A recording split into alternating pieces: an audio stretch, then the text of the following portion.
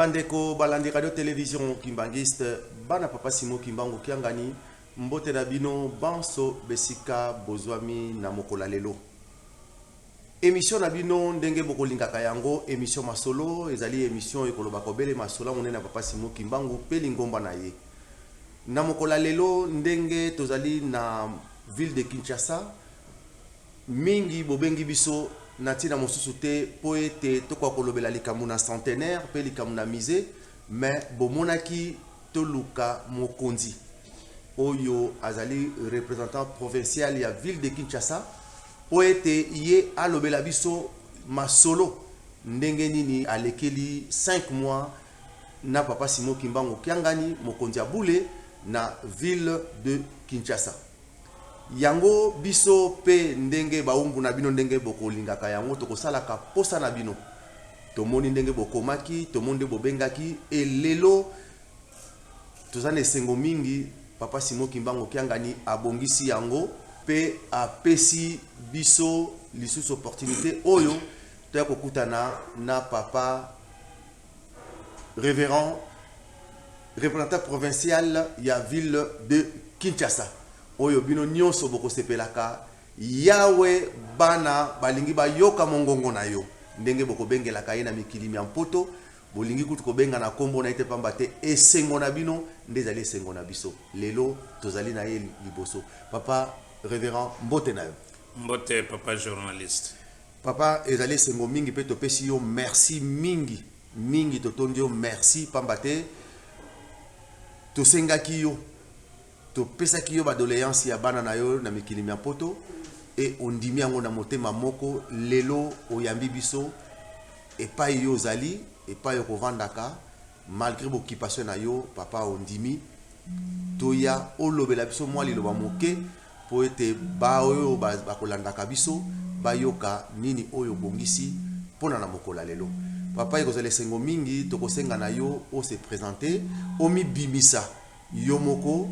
soko zali na pamba te biso toko bana mingi na bano ya mike na mikili mya mpoto bayebi kombo to ba yawe bana balingi bayoka mongongo na yo na bano ya mike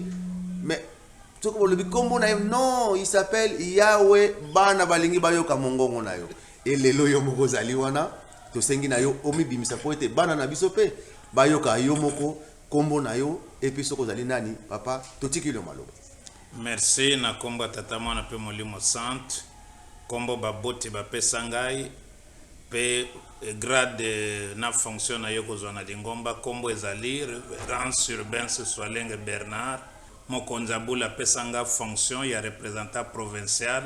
na ville ya Kinshasa la capitale. Merci ya solo bandeko bana papa Simo Kimbangu tokokende vraiment na bombango pamba te tokoza papa na so tamingi te bouti ko landa papa révérend Surbens Oebnos Boyebi ami bimisi papa tokokende mbala moko tolingi to yeba vraiment c'est état santé ya lini po ete to moni passion yo moni pendant 5 mois butu pe moi tango nyonso tongo pokwa tozolanda yo na bilili vraiment tonto na nanu santé za ndenge nini pona yo nzamba sale grâce papa Simo Kimbangu ngana sale grâce santé na ngai santé na biso ezali malamu penza na esprit ya centenaire. Merci n'esprit ya centenaire tomoni yango ndenge bana papa Simo Kimbangu kiangani centenaire euti koleka tozana esengo mingi esengo poete nani andima kitoko koma na centenaire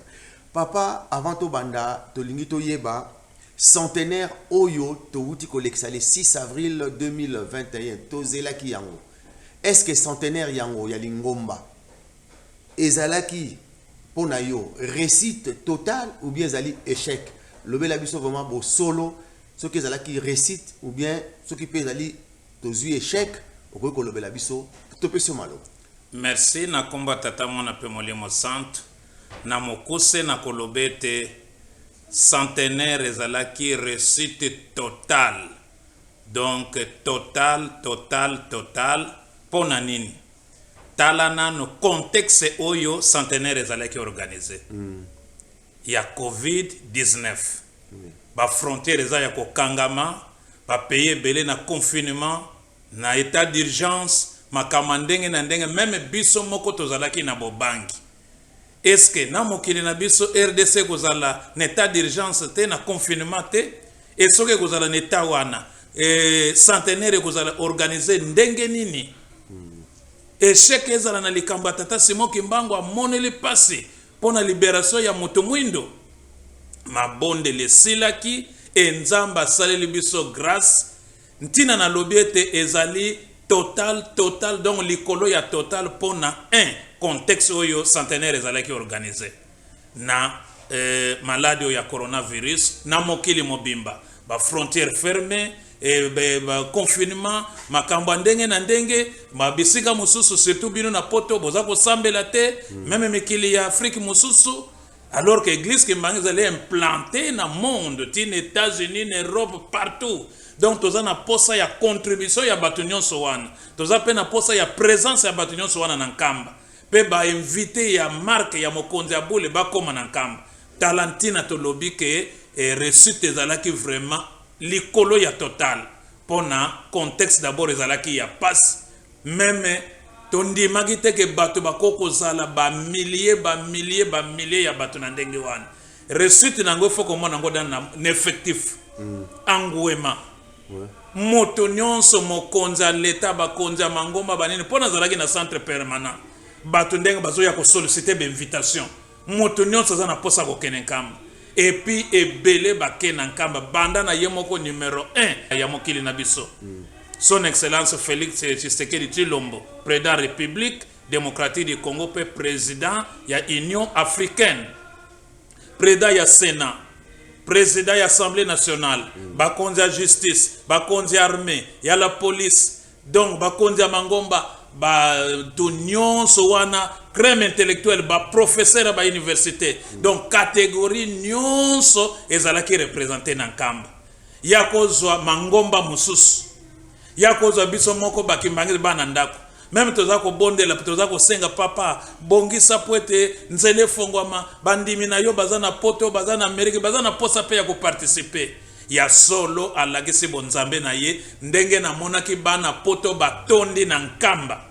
tango tomoni pe na ba réseaux sociaux na kati avion en uniforme kimbangis bazali ko yemba toko lemba te nzela ya Nkamba nde na mona ki réussite bandaki deja kuna esika to mona ki ke ko yinda na Nkamba na centenaire oyo donc réussite ezali plus que total par rapport d'abord na contexte oyo centenaire ezali ki organisé donc contre toute attente mais full ndenge wana Nkamba Amérique a représenté Europe donc ba continent nyonso pe ba pays nyonso représenté et loko wana pesenge sengo et surtout RDC même Angola ba pesaki du temps papa zaki na ba dernier jour o kuna bandi batondi na frontière bateli bango bakale tout ça papa bongisa na ndenga bongisa ki ba sopanaki na Nkamba donc bakale nyonso abukaki yango et bato nyonso batondaki na Nkamba et sengo ezalaki total donc victoire ezalaki total wana na contexte ya corona oyo nani centenaire ezalaki organisé toya kozwa susu eloko ebakizi susu elengi donc valeur ajoutée na fête à centenaire mise posoki mise ezalaki inauguré te eloko atiraki pe bato ebele na Nkamba ezali mise ke mise kozali inauguré yango pe bendaki bato nyonso na Nkamba posoki ezala kaka mise ezalaki inauguré te ninga ezala lokola simple fête ndenge tofetaka le 8 juillet le 12 octobre ba fête mosusu mais loko e attirer le sous attention ya bato angouema ya bato vers Nkamba ezali mise papa Simon Kimbangu donc mise pe ezalaki inauguré contre toute attente et tongami na tango ya passe et na mbongo ya biso moko bakimbangisi donc na kozwa kaka baspe mibale wana papa journaliste contexte ya corona ba frontière fermée ba confinement mais fête et longani penza na ndenga kosakana te et ya mibale totongi mise na contexte ya pasi kaka na mbongo yo ya mwa pilipili ya mikate ya mapa ya bandimi kimbangisi pe bato mitema malamu donc na kotala ke fête salemi et ya mibale mise fongwami déjà na baspe mibale wana réussite ezali plus que total. Oui, papa révérend, nakanisa papa représentant provincial de la ville de Kinshasa, tozali kolanda yo, pe bande kozali kolanda biso. Il y a solo ndenge ozali koloba na biso ke réussite ezalaki total. est-ce que tolingi to yeba ezalaki hasard pour être totali na ba contexte oyo mise salami na pandémie oyo tomonaki nangola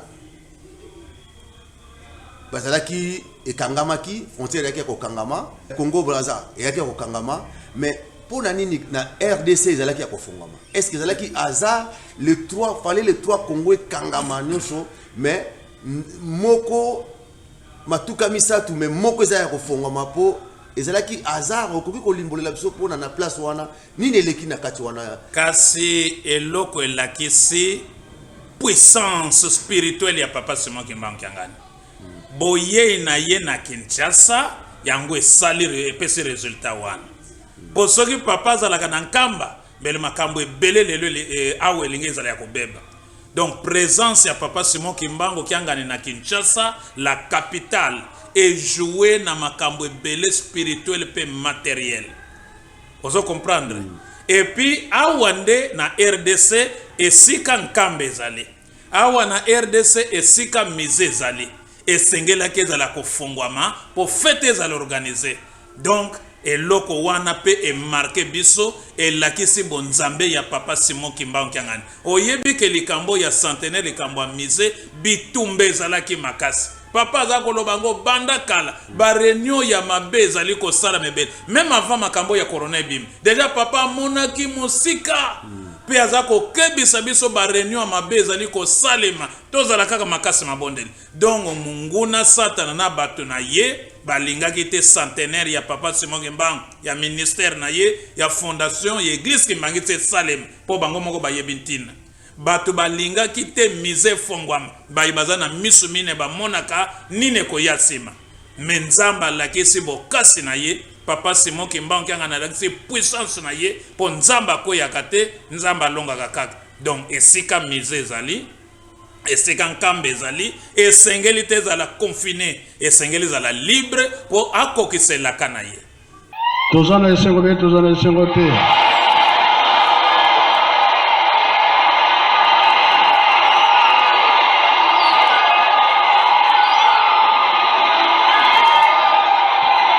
esengo ebele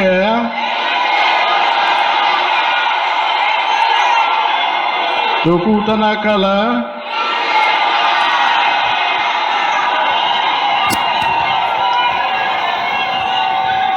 biso ntango toyoki ke tobengami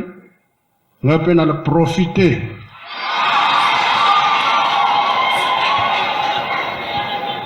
oyo bakonzi babengi biso nga mpe na ye mbango mpona kotala likambo ya nsima olandi oyebi ndenge tosalelaka nsima mabende na tol biloko nyonso toyokani ekozala bie ekozala te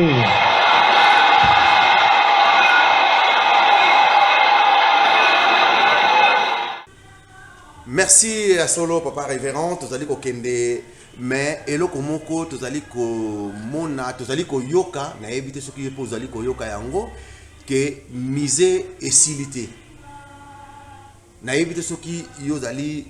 mokonzi awa na ville de Kinshasa ntango mosusu bozalaki na niongo ya mutu moko boye e mutu wana ye koyesa bino ke non mise na mbongo na nga napesaki bino mise wana esili te papa topesi maloba nesi oyebi ke likambo wana ezosekisanga makasi mpo na nini bato d'abord bakotika biso kimia te moto na moto sokipe na makambo na ye mpo na nini bato bazokipe biso bazokipe papa Simon Kimbangu Kiangani bazokipe nkamba likambo na biso nto koorganize moto ake koorganize émission abandi kokritike nyonso wana mayele ya satana pona kokitisa kondima ya bana yelembo tina wana papa azoloba ke moto na moto abatele lembo na ye moto na moto abatela kondima na ye po nyonso wana ezali stratégie ya satana et puis papa alobi na mikolo ya suka moto na moto alanda tata na ye kimbangisi ya solo solo biso tokolanda kaka papa Simon Kimbangu Kiangani pe mongongo tokoyokaka kaka ya papa Simon Kimbangu Kiangani moto aloba mise sele te est-ce que toza na compte à rendre na moto wana première question nani a établira ki yazala soki inspecteur soki contrôleur oyo ezali na biso essentiel mise sili mokonzi ya mboka inauguré point barre wana etali ye te. Et puis au contraire il faut ye na ekiri na ye ya mabe bakumisa église kimbangisi bakumisa bakimbangisi na contexte nini batongeli mise. Hein papa? Tango crise ezali mondiale économique, crise alimentaire, crise financière. Maintenant, et puis yako baksali susu maladie ya coronavirus, l'activité non sont paralysées. Mais bakimbangiste na passé na mwa mbongo ya pilipili ya makala ya nini batongi mise pe komi na niveau ndengo na kitoko ndengo na mutu mwindo asali eloko na ye sans aide extérieure. Mais faut bakumisa. Soki azana molimo na nzambe soki bazali na molimo na nzambe au contraire sengela ki bakumisa olia ko critiquer. Soki bazali ko critiquer ezali ko pesa ngama wa mingi na mutu mwindo. Yango papa diangena zako loba mutu mwindo ahuta wapi. Likamba kitoko basali pona ko bikisa mokili mobimba. E yepe intérêt na yezali na kati. Au contraire fa kumisa bato ba bomaki nzoto po ete mise sila mokonza mboka koma na nkamba inauguré yango. Donc biso bakimari toza na compte à rendre na moto te moto apesa biso mbongo te po ya kotuna ndenge na pesa bino mbongo ebele mais bino bosisi mosala te moto wana azali te moto ako contrôler biso azate yango papa diangenda azalaki na raison tango ekomi na tango botongi alobi malamu to misalela biso moko ndenge pe tata kimbango atikaki programme ke batuna ke na ba belge yo lingi ko sala lingomba est-ce ozali na mbongo ya lobi nazana ngana mbongo te nazali nde na bato. Donc yango moni biso moko to misala ka poto dépendre na mototé pona ko éviter biloko ya ndenge wana. Donc to na compte à rendre na mototé et puis présence ya mokonzi ya mboka na nkamba e bakisi esengo ambiance na fête réussite totale. Pona nini? Ake lokola mokonzi ya mboka. Et puis dede lokola mokonzi aye ko représenter Afrique mobimba. Ozo comprendre en tant que président Union africaine. Donc elingo lobake mutu mwindo mokonzi ya mboka Félix Tshisekedi Tshilombo a représenté l'Oposolindo mobimba. Donc mutu mwindo a reconnaître papa Simon Kimbangu. Atie papa Simon Kimbangu ne sika na ye. Pe ba pesi ye cadeau ya sacrifice na ye yango cadeau biso nyonso pesaki ezali mise. Au contraire faut mutu nyonso zala nesengo ke bana batu na contexte ya pasi ya corona ba bomi nzoto po ete mise kwa kosila po ete président a république a inauguré yango o esika ko kumisa muta critiquer alors mutu mwindo ya solo papa diangena zaki na raison ko regretter pona ye nzoka ndeli kambo yo bandeko bakemangi basali ezali pona honneur ya mutu mwindo en général total oye ko yasima ezali processus. Donc na mokose tozali na compte à rendre na mototé bana papa Simon Kimbangu ngani bazala ne sengo balongi na bango na tango ya corona na tango ya covid-19 na tango ya ba confinement ba activité paralysée mais to réussir kotonga mise pe ba inaugurer yango ezali victoire pona biso oyo mosusu wana za makelele ya wenze o comprendre ezali makelele ya wenze. Donc biso to longi et puis awana moto alanda te wana za ba distraction yango balobaka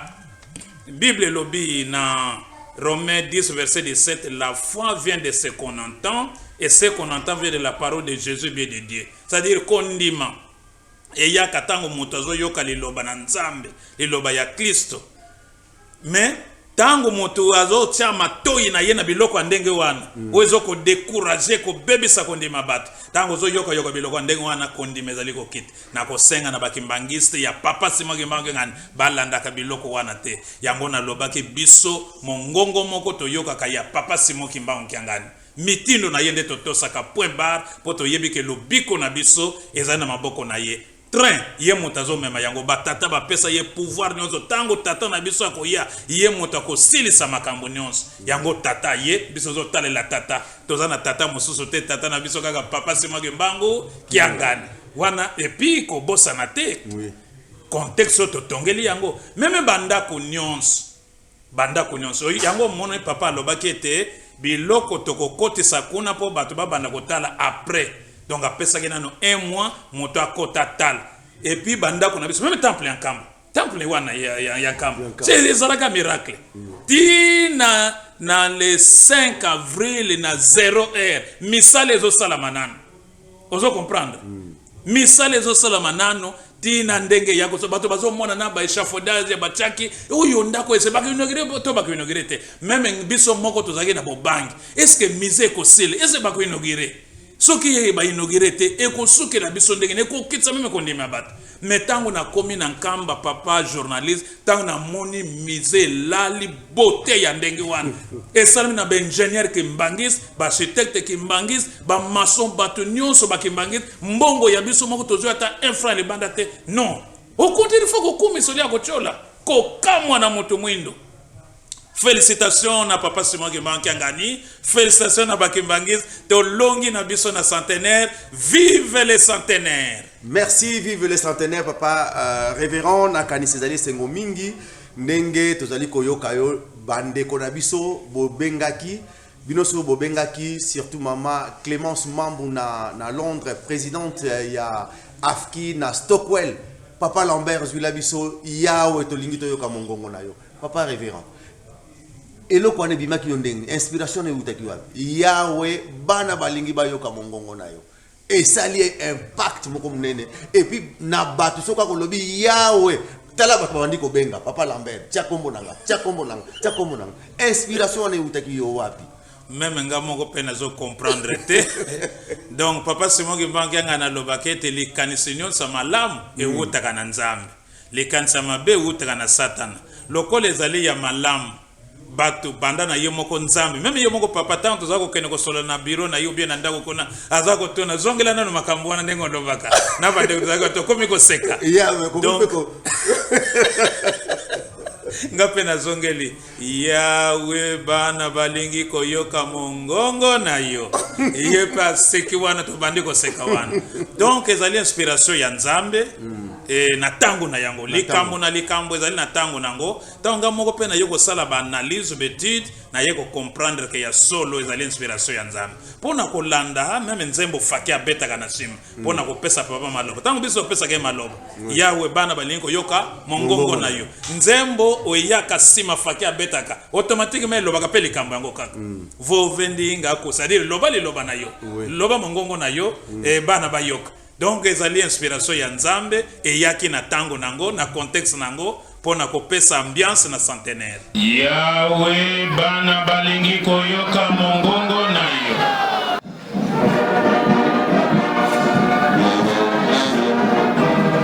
Merci na kanisa bandeko bolandi biso mama Clémence Mambu na Stockwell obuti koyoka ndenge nini papa révérend à répondre na yawe bana balingi bayoka mongongo na yo. Papa révérend avant centenaire, papa Simon Kimbangu Kiangani alongaki Kinshasa le 4 avril. Mais alala ki nanzela to mona ki pasi o ezalaki. Pona yo signe wana elingaki koloba nini. Pe papa alala nanzela na bandimi akoti nkamba le lendemain le 5. Likambo wana secret spirituel yemo kaka yebi tango akomaki na nkamba pe alobaki yango na maye bato mabe babongisaki na nzela pona ko bebisa pona ko koze baksida makambo ebele bato pe bakoma na nkamba te fete be ba décourager même bakonzi pourtant ba yoka nzela bebi c'est décourager moto akomi akena note yazana na Kinshasa to ayer donc ezalaki stratégie ya satana mais papa salaki yango ye moko ayebi na molimo eloko nini na bongisaki wana pe bakale nini achaki ampeshaki makambo nini na mabele ngo salema mais d'autre part aussi akokisaki laka na ye alobaki bana Kinshasa na ko libérer bino le 5 avril 2021 donc le 5 avril pere effectivement yango pe akotaki na nkamba donc akokisi maloba na ye laka na ye mais oyo tikali ye moko ayebi secret na ye likambo nini na salaki wana. Et en même temps, ils allaient attirer attention, il y a pouvoir public pour na kobongisa nzela yango pour makamandengo ana ezonga les sociétés surtout que nkamba même UNESCO à côté masolo yango ya mise pe ya nkamba pe ba site nyonso kimbangiste donc église kimbangiste est une dimension internationale et sengeli l'état a s'impliquer pour na makamba nzela ya nkamba et surtout que awa tozo kota na chemin de la passion na kanisi ezalaki significatif papa ye moko ayebi eloko nini ya mystique o ya saliwana et puis à protéger malgré état ya mabe ya nzela mais bato nyonso to komi na nkamba pe fete salemi donc eloko wana marqué nga makasi. Merci papa révérend tozo ko kende sikoyo to bandi ko kusana mwa moke na ko bengana émission poto kenango na suka. Après centenaire tomoni papa Simon Kimbangu kianga ndi mokonzi abule akotisi lukutakana alobi na bambuta bokende kokota même biso to lingaki ko bima alobi bokende liboso na koyoka oye ko bima na lukutakana. C'est vrai papa tomoni ke lukutakana esili biso na mikili ya poto be na mikili ya Afrika ya misika bandeko bazongi kasi eloko bakoloba pamba te tozali ko sambela te toza toujours na confinement ko sambela ezali te tovandi kaka na bandako mais nini oyo papa Simon Kimbangu kiangani alobi oyo kokoloba pe na bandimi oyo ya mokili mobimba likambo ebino bokangi na lukutakano et surtout pona likambo ya passion ya chemin ya papa Simon Kimbangu. Merci mingi kuna na lukutakano makambo ezalaki ebele papa pesaki merci mbala misato remerciement na effort biso nyonso tosali po mise sela po fete bonga ezale lengi ndenge wana ndenge omonaki ambiance na temple pe libanda. Donc tozo mono ndire tozo suna mokilo yote tozo na monde mosusu moto nyonso azane sengo posa pe akolia ezali susu te non ya so l'église kimbangiste eloba batebele ko ezali lola ezali lingomba te ezande lola. Donc papa pesaki merci mbala misato na o nyonso effort sali et pona mise c'est la pour fête kwa ko bonga ndenge wana moto na moto a contribuer d'une manière ou d'une autre papa sepele pa pamboli et le baye moko soki nzamba sepele bisto zuma pamboli pe na kati na yango kuna papa ayebisaki biso ba programme ebongisami alobi mise fongwami ya solo mais siko to komi na tango bilaka minene ya Kimbangu c'est-à-dire to komi na tango ko sala ba projet ya minene ya makashi makamunde siko ebandi ponzele fongwami awo lokola mise fongwami bato bako yebele pona ko visiter yango bako yankamba yango programme liboso tozali ko sala nzela oyo papa Simon Kimbangu atambolaki na makolo babengi chemin de la passion ezali mukuse par rapport na oyo totambola kanga mbanza ngongo nkamba na nzela ngombe matadi mais oyo kone ezali mukuse d'abord balakisaki biso souffrance la passion de papa Simon Kimbangu moto basambisi moto bakangi chaîne na kingo chaîne na maboko na sima na makolo serré donc azokene kaka malembe membake na ye makolo tina na mbanza ngongo. Donc balakisi biso no pasi nini papa Simon Kimbangu amoni pona moto mwindo pe pona mokili oyo et puis bakei na yeti tango bakomi na kote ya boko to pemba boko kilumbu pembeni ya mbanza ngongo bakote wana kuna bandibu basepela kite po ndenge bamindele bazali ko nyokola tata na bango leader na bango Kimbangu bazwi minduki po baboma mondele wana nde bakomi wana papa Simon Kimbangu amoni makanisa bango alobi soki babomi mondele oyo mission nanga Kimbangu ekobeba nde tango bakomi wana bwakele bango pongi bakoyi na pongi kaona minduki na bango baleki e alobi mondele alobi lokola tokomi 17h to 17h30 tango bakomi na mpemba to lala papa Simon Kimbangu alobi tokolala te po mona ke deja makanisa na mboka pemba alobi tokolala te 17h 17h30 papa Simon Kimbangu azongisi moi tina 12h moi ekomaki deja na ba 17h 17h30 ma zongisi yango tina 12h na mboka wana pemba ozoko mona nanu azana nguya ko zongisa na moi ko manie yango lokola soki eloko nini ekomaki deja 17h 17h30 azongisi yango tina midi alobi botala montre 17h 12h tokene ngana kolala te ti po mondela lobaki deja to lala po butu eye to koma mbanza ngongo te na kata weza mabe eza butu papa Simon Kimbangu alobi na kolala na nzela te nazo koma lelo na mbanza ngongo abongisi na ndenge na ye moyo zongi na 12h alobi botala montre mondela tale montre 12h alobi tokende na ndenge ba continuer na ndenge akwesa ke bato wana kaona pongi bango baleki tango bayeko sutuka balamuki deja se balekaki colère ya ndenge wana. Donc bandibu pe balingi pe basema ke mango mingi bandibu pona histoire pe entre parenthèses papa Diangenda betela biso lisolo papa sema ke manga na rappela kango tango nyonso tango ba chef coutumier nyonso ba signaki Mundela sali mukanda apesi bango ba signé ke ndenga zo kangama wana zo kokene ko kufa na bolo kuna ko nyokama ba pesi bango nyonso ba signé mais ba komi na koko wazekwa c'est-à-dire koko ya ba musicien ya wazekwa mundibu alobi signé alobi avanga na signé bo tangelanga makambo za na kati batala ni balobi donc moto aza évoluer ba forcer ya lobi na ko signé te soki na yebite makambo za na kati tango balakise makambo za na kati alobi na ko signé te ba forcer ba kokayete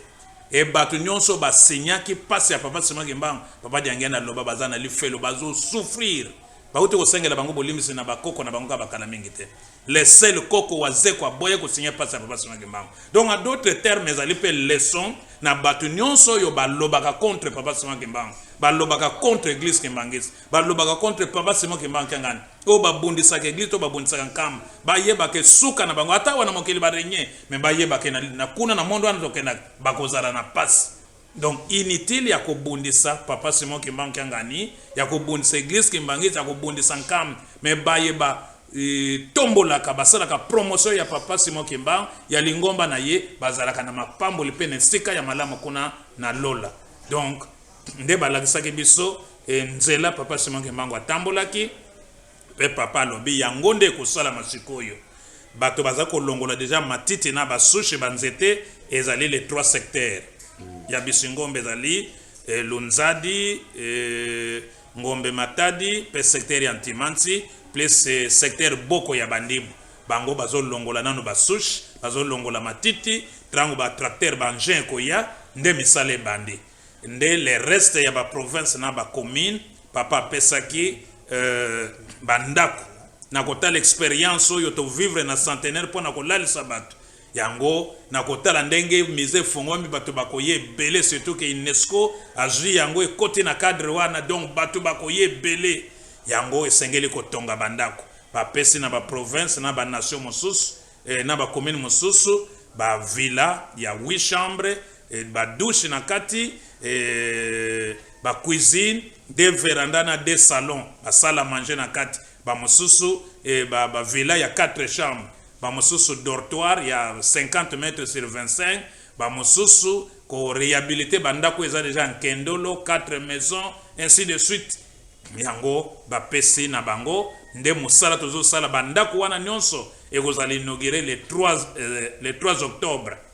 pour le 12 octobre nde inauguration ya nzela wana mokonza mboka ye moko moto aliboso tango akati ruban symbolique ye moto aliboso akokota akokende par avion mais retour jeep aliboso ekota na nzela wana inauguration ekozali mokonza mboka Félix Tshisekedi Tshilombo. Merci papa révérend na kanisa wuti kolanda yo na ndenge olimboleli biso vraiment na kitoko nyonso e bana papa Simon Kimbangu kiangani biso no soto yoki musala oto zanango mais na kosenga na bandeko na sukuna na sima batela biso nanu ba difficulté nini oto tozali kokutana nango na nzela ya kala mais tala papa Simon Kimbangu asa bomisaki na ye déjà avant que lelo oyo nzela ya sikezali ko salama mais totala nanu ba difficulté na biso ba pasi oto tomoni na nzela ya kala tolanda yango.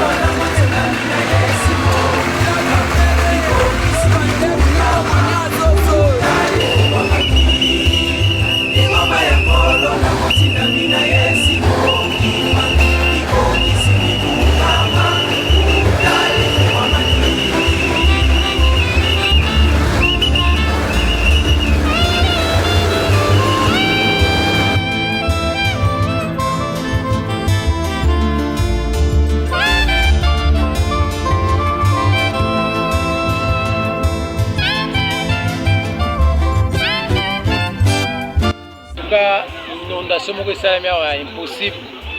lobi biso tokangami banda lobi na 16h tokomi awa mai ezalaki ndenge ozomona buti mai ezali nango mokie mais vu ke mbula ebeti makasi mai ezoya na ndenge tokangami boye nyonso ndenge na ngambo wana bisi wana eye wana ekoki omata na ponte esindi wana nga na ye natala okolobi na kiko wana ezalaki donc moye kuta eza ti moye eza ti antuka eza vraiment impossible mpona koleka donc esenga fo baingin eya ebenda biso ovike totika nzela d'ailleurs po mpe ke ifo eza mabaya ezokende moko donc po ezokende presque ngambo ja koto eke etikali kaka na ngambo wana na bayilo oyo ayebi nzela nkamba soki mvula ebeti tozelaka mwa mosusu kuma moyo ekende tokende na miniti nde toza boye ino moko tozali komona mindimi mai oyo ndenge etondi boye tozali kozela esila moto oyeba ndenge tokobimisa mituka mai oyo tozali wapi mpe awa ezali na mai ya nyanga ezalaka na si ya gomatadi donc soki tokati pont oyo nde tobimi gomatadi tokati pont tomati wana tozomona na ngambo nde gomatadi donc pont ezomonana te nyonso na se ya mai kaka ndenge bozomona ok merci beaucoup merci na kanisa biso tokuti kolanda mwa moke tokosenga sikoyo na papa révérend tokomi na suka émission na biso mpona kosukisa po tokozwa temps mingi te tomoni ya solo ville de Kinshasa bato mingi bakomi na zuwa na yo mingi même papa révérend Ndungi na kanisa na yebi te soka koyi kotelema lisusu parce que ba Congo na yebi te mais ville de Kinshasa na likambo yo bosali même na poto tolingaki to kota makambo ngo metokokaki to beta to beto metokoki yo te tolingi te papa mekana ndoko relaxa biso secret na yo bimisela soka ka muke po ete biso pe na bandeko pe ya poto to mekana no mwa secret wana poto ko kape ko sala pe koleka ndenge yo sali. Merci na komba tata mwana pe molimo santo secret ezali kaka kosala volonté ya Nzambe. Papa tango apesanga mosala alobaki na pesi mosala ko redynamiser ville ya Kinshasa ya ko rendre ba commune ba paroisse ba cellule compétitive, c'est-à-dire bango nyonso balamuka bakoma na niveau moko po ete biso nyonso tonga lingoma pe to tonga nkamba et puis ko inkilike na bato notion souci na ye bato ba ye ba philosophie na ye souci na ye et puis ya msuka ko soutenir ba action na ye. C'est-à-dire ngai papa Serben en tant que représentant ya ville ya Kinshasa na salaka na mission yo papa pesa kingai yango likambo na yeso ki asengi ya lobi kaka na lata kango ekomaka ya ngai il faut ko faire reçur makambo ya mokonza bole pour moko ya attribution na biso ndenge za na règlement intérieur appliquer et faire appliquer les décisions du chef spirituel. Vous comprendre c'est-à-dire tango mokonza bole apesi mokano asengi likambo esengeli biso to sala tu esalema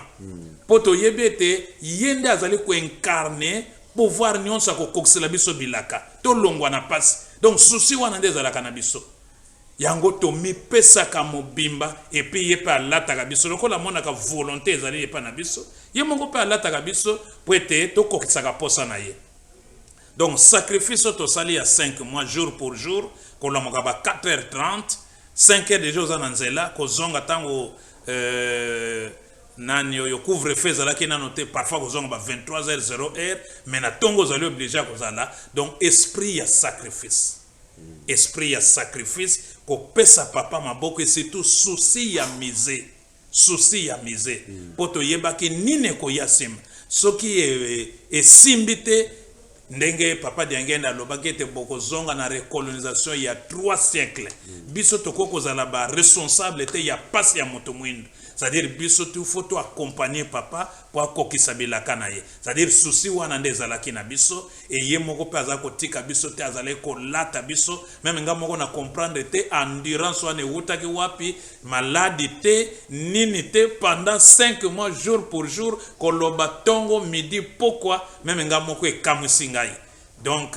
na pesi papa Simon Kimbangi ngani merci na ndenga lataki biso na ndenga zale ko inspirer biso ye kaka soki apesi programme biso to bongisi yango ale to sensibiliser ya bwaki likam biso to lambi yango to panzi yango po ete banda na bana Kinshasa ndenge pe eza koleka en direct mokili mobimba ezali kolanda esika wana pe tozali koféliciter DG Christian Konzo na rateleki mobimba et puis yo pe bino pe kuna na Europe ndenge boza ko relayer ko panza sango yango po ete baninga baza na confinement mais bazala la page information donc bato nyonso ba contribuer ki poto surtout Saint-Ouest, Saint-Denis, France en général, Europe mobimba, États-Unis, bango nyonso ba Finlande, ba Irlande, ba Allemagne, ba Suède, ba Portugal, ba Autriche na Russie, na ba Russie ba na Chine, ba sympathisant kimbangi na ba mindele kimbangi su non, et loko yo même na Kinshasa kamwisi bato. Même wana Kinshasa, ba catholique, ba protestant, ba membre église du réveil, ba salitisme orthodoxe, ba musulman, ba nan. Donc mutu nyonso azali ne sengo ko contribuer pour nankamba pour miser sile. Donc c'est quoi na monique vraiment papa Simon Kimbangu na koti na mitema ya bato mingi ba sosole likambo ete likambo ezande nankamba. Donc c'est quoi na pesinga esengo. Et félicitations à Batu Nyonso ba contribuer ki banda wana Kinshasa na ba province RDC na Brazza na Angola surtout na Poto na Amérique partout félicitations na bino souci na biso ezalaki ke mise si la mise ezala inauguré objectif na biso ezali atteint et loba papa soki nzamba sepeli biso tozui mapamboli au moins c'est quoi importance ya ko sala papa journaliste na tango ekoki tango papa za ko senga to sil sa mise biso pe to zali ko sensibiliser tango bato ba comprendre ki ba comprendre ki lokola biso to boma ki nzoto yango ebenda ki président ya république na kamba soki mise sila kata linga kendete ozomona ba conséquences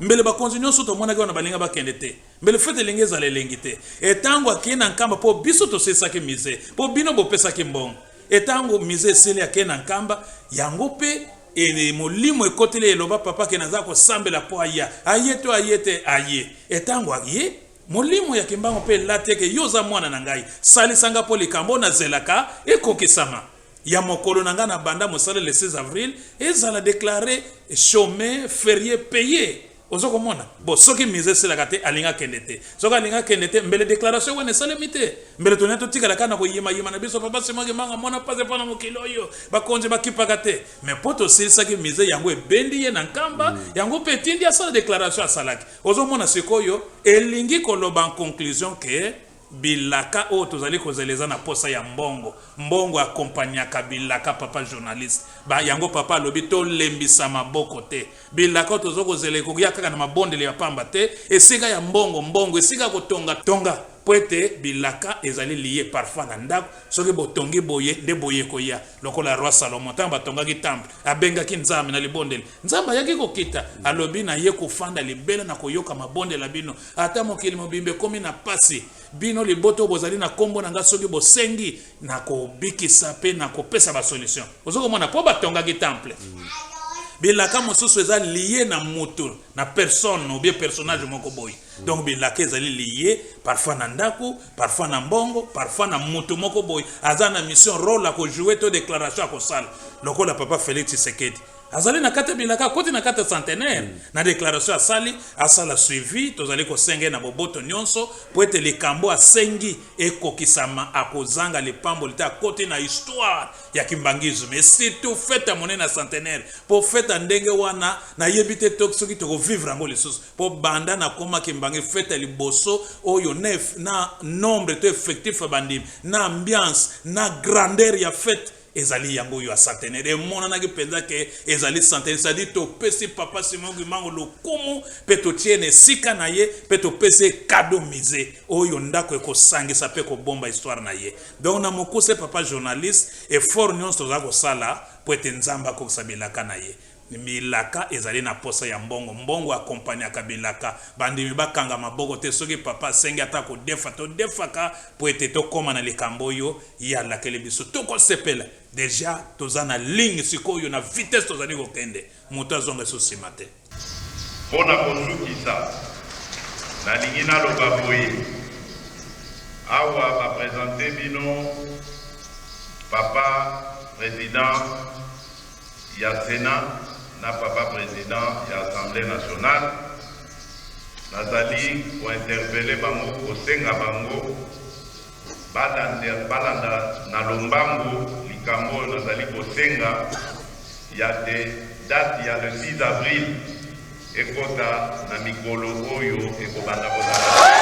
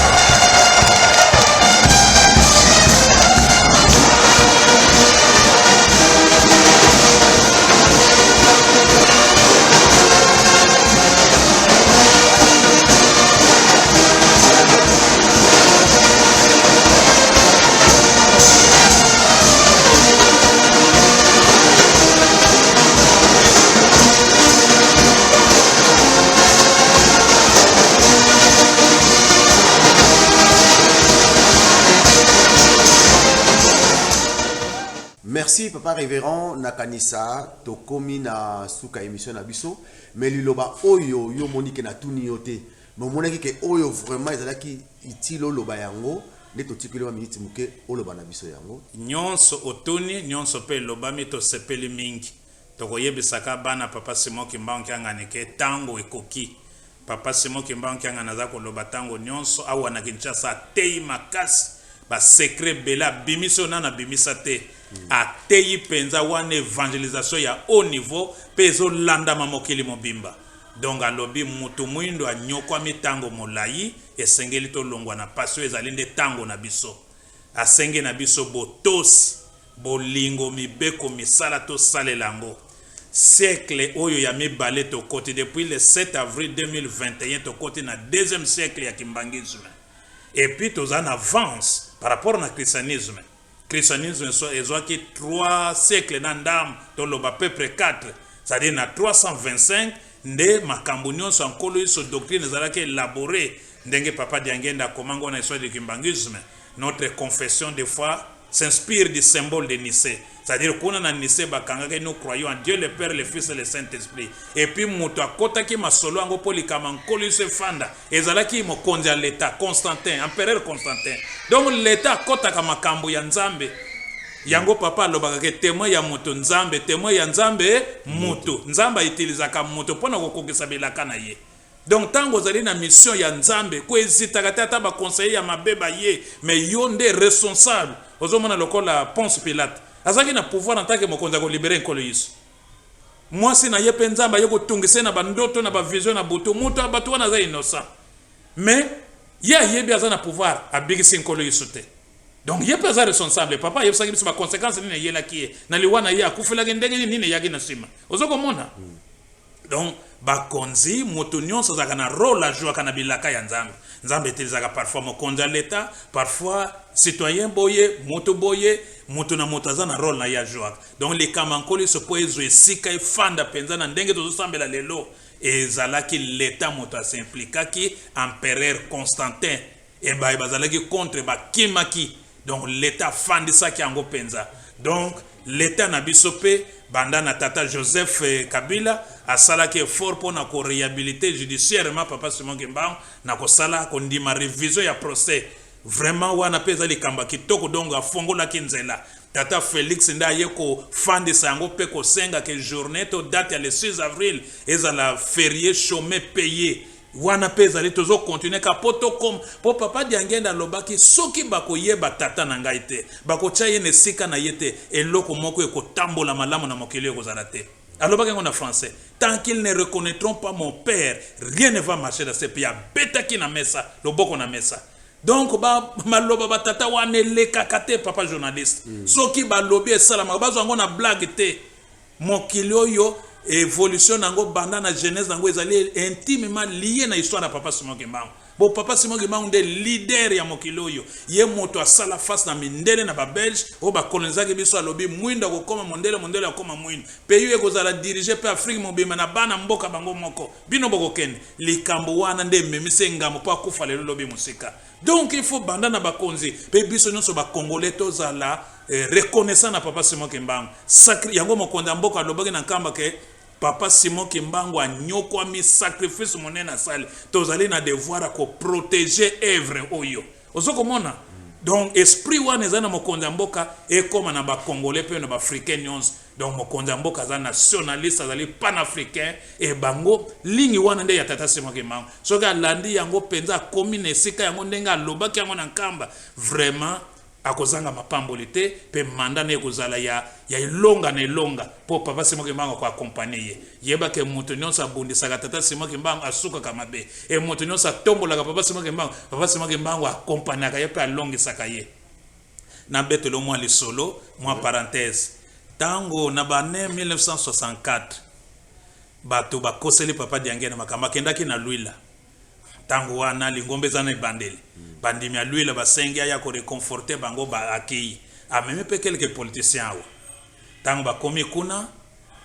pasteur a telemisi ba politiciens papa Diangena kendaki na bango balingi ko telemate soki lolendo soki nini to yebite tango ba telemisi papa Diangena lobi bandeko biso bakimbangi tozalaka ne sengo ya komona bino bakonzi na ba fonction wana po lobi ezalaki ba mindele tata na biso papa Simon Kimbangu anyoko makufa pona mokili oyo ye motalobaki mwinda kokoma mondele akoma mwinda ba fonction ba grade oyo nyonso bozana ngo lelo lobi ezalaki ba belge ba mindele mais lelo ekomi biso po papa Simon Kimbangu abondelaki likambo oyo tango basengi bino botelema ka biso zaka ne sengo na bino biso bato liboso église liboso po eza ya biso moko ya Congo nde toko appuyer bino po eloko ngo eza penza ya biso bakembangisa bokonzi nyonso na RDC ezaka bakembangisa po na nini papa Simon Kimbangu moto abondelaki likambo oyo bato babongoli bamboto oyo balingaka papa Diangena te babongoli yango na ndenge ya mabe bakekosele makambo amikumisi ke soki ayeba yebisi preda Kasavubu ye alobi ke yo ye moto achaki yo na nesika wana ba dramatiser ba kosile Kasavubu preda siliki alobi photo sambisa ye na justice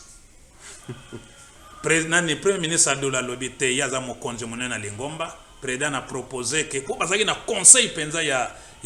sécurité nde ya lobby te ngana ko proposer que obenga ye na ndako na yo po ete otuna ye na kimya nyonso aza mokonzi Lingomba nde abenga esalama kibongo babengi ba ministre babengi batu ya sécurité batondi wana président Kasavubu bandi ko tuna papa Diangena pazaki motaboto saye yo olobi ke bokonzi tozana ngo tata na yo moto apesa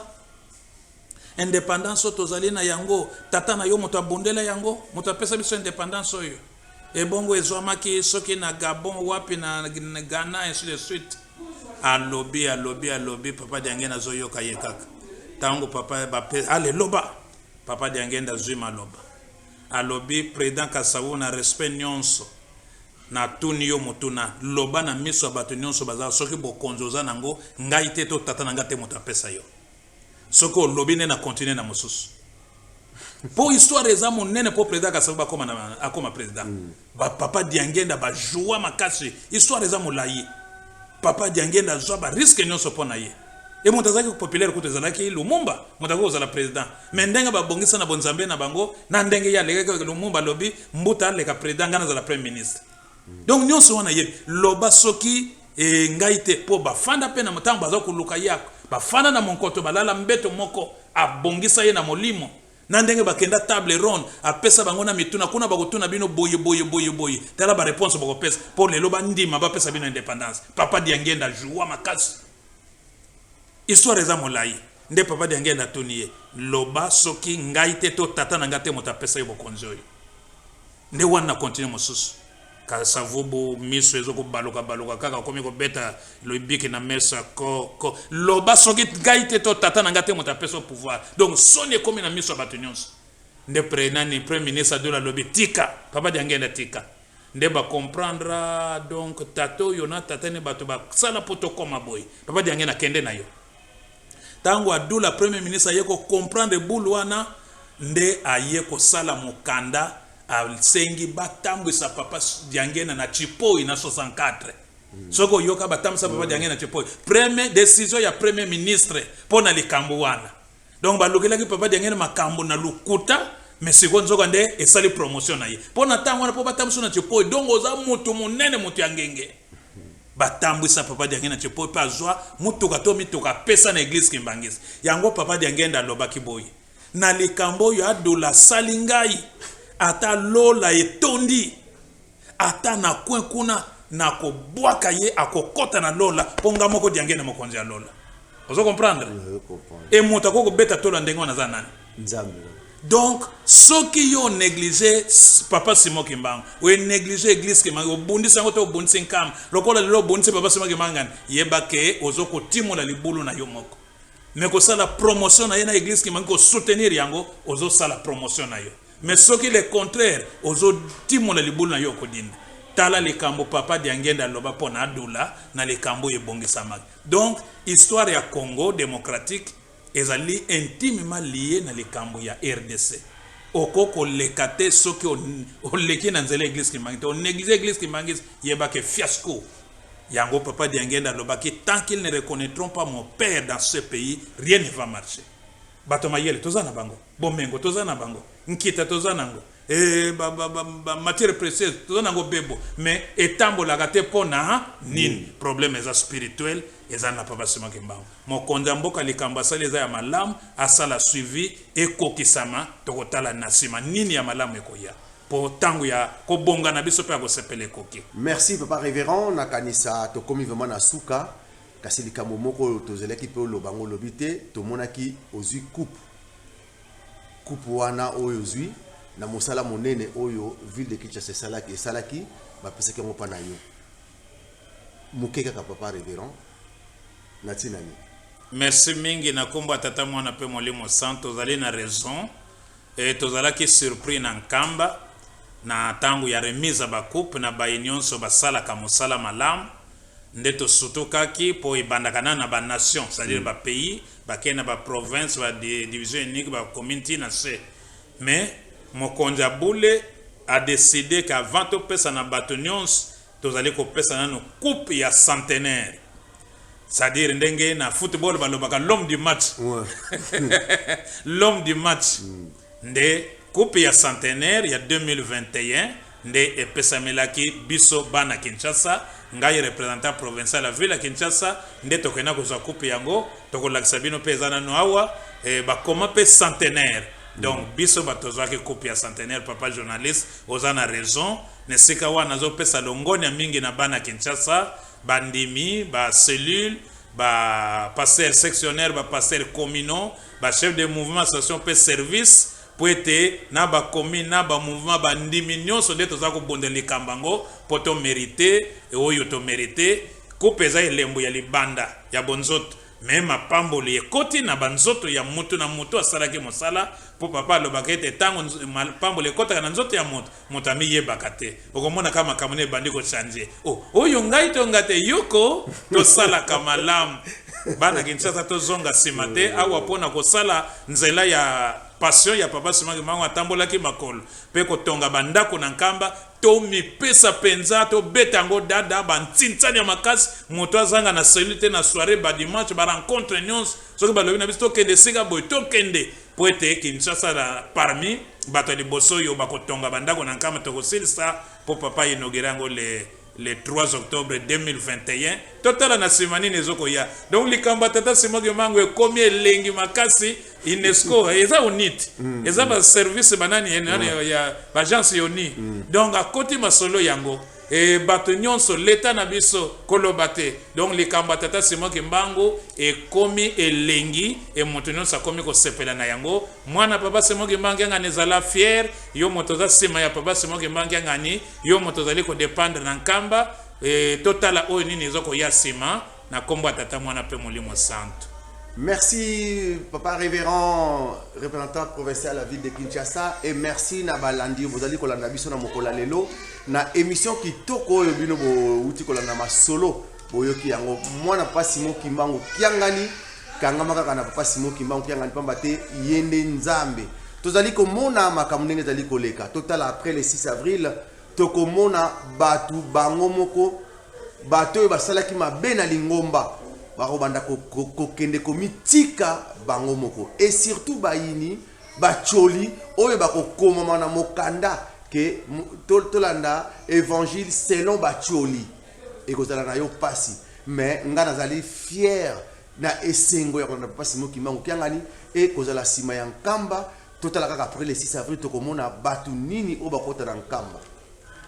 pona wana tosukisi émission na biso tokopesa merci na papa Alfonso et puis merci na bande kono so bazali kolanda biso na kanisa eloko so tokoko lobezalité tokomona kaka ndenge coupe oyo papa azwaki tokomona yango kasi pona mokola lelo topesi merci na bande ko nyonso et merci na ndenge bozali kosalisa biso bo continuer kosalisa ratelki tozali kozela aide na bino pamba te tokoti na mosala mosusu monene ya botongi nzela boya tolingi ba image nyonso bomona yango kasi tokosenga na bino bolakisa biso bo aider biso bosalisa ndenge papa représentant provincial ya ville de Kinshasa akosalisa kape azali kosalisa et tosengi pe na bino pe bandeko na biso tozali kozela bino pona wana topesi merci na bandeko nyonso ya Ratelki France pe merci na bandeko nyonso ya Ratelki bisika nyonso tozali et merci na DG na biso papa Christian Konzo na mosala monene ozali kosala et puis otikeli biso vraiment nzela tokoka kosala poto se peut to soutenir ba action papa Simon Kimbangu kiangani pona wana topesi merci na bandeko nyonso ya mokili mobimba et merci na papa Alfonso na ndenga dali kosala biso po ete bomona biso besika bazali kokende tokolakisa bino ndenge nini papa représentant provincial na ba coupe nyonso ya azwaki tokosenga na bino so bolanda coupe ya centenaire tolobaki yangoyo donc ezali à la taille penza ya centenaire koto ba komi centenaire kuna pe logo ya centenaire wana nde coupe ya centenaire c'est-à-dire Kinshasa l'homme du match l'homme du centenaire nde lembo monene papa pesake biso yangoyo oyo kuna coupe ya $10 o kuna coupe ya ba cadeau pona kotala ndenge bana Kinshasa eloba papa ye moko nyonso na kosenga na bango bazopesa asenga ciment bazopesa asenga tôle bakopesa barre de fer asenga basani asenga ba couverture ba drap ba mousse ntsinsani tongo pokwa chaque jour dimanche bazolemba te 5 mois jour pour jour